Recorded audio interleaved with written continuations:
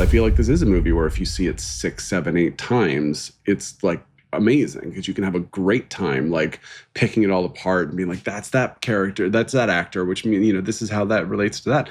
But that's not going to happen. I'm probably never going to do that. I wouldn't be surprised if I watched this movie again at some point in my life, but it's not going to be enough to really be able to parse it all, right?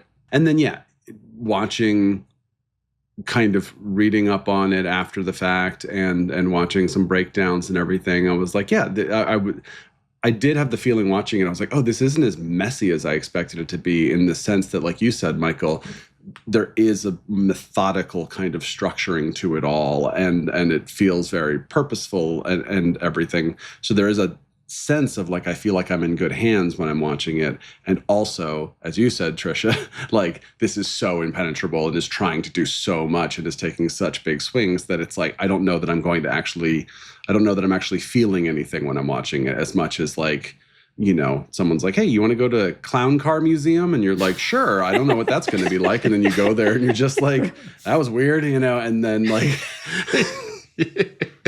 That's a thing I do. That's a very apt metaphor, actually. It needs to happen. Yeah, it's a great metaphor. But even like expectations, like, you know, like when you've ever done like some weird thing in like some random city you're in, and you're just like, my expectations are nothing. My expectations are just like, this is going to be some strange experience.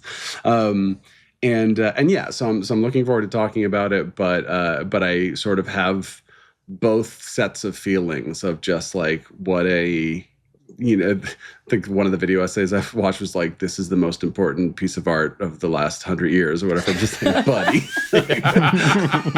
Calm down. Yeah. And at the same time, like it's so ambitious, and it's in some ways pulls off a lot of what it's trying to pull off, and in other ways doesn't. And I think that's why we're here for Big Swing Summer. Like, we weren't just going to talk about this movie randomly. We're talking about it when we talk about movies that are incredibly ambitious. And as you said at the top, Michael, like, this is one of the most.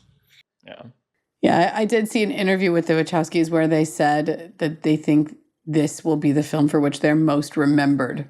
Like, it's like their legacy. And they said it's the one that they're most proud of as well, which I respect, standing by something you've made and believing in it. And I think it's certainly possible that this is the one for which they'll be most remembered.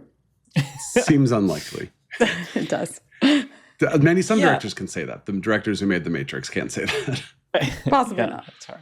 But yeah, one never knows. You never know. I do feel like it is weirdly aged well, but I can't tell again if that's just me watching it for a second time. But like our world is so much more insane now than, you know, a decade and a half ago, that I was less thrown by some of the insanity of the choices and could pay more attention to the content.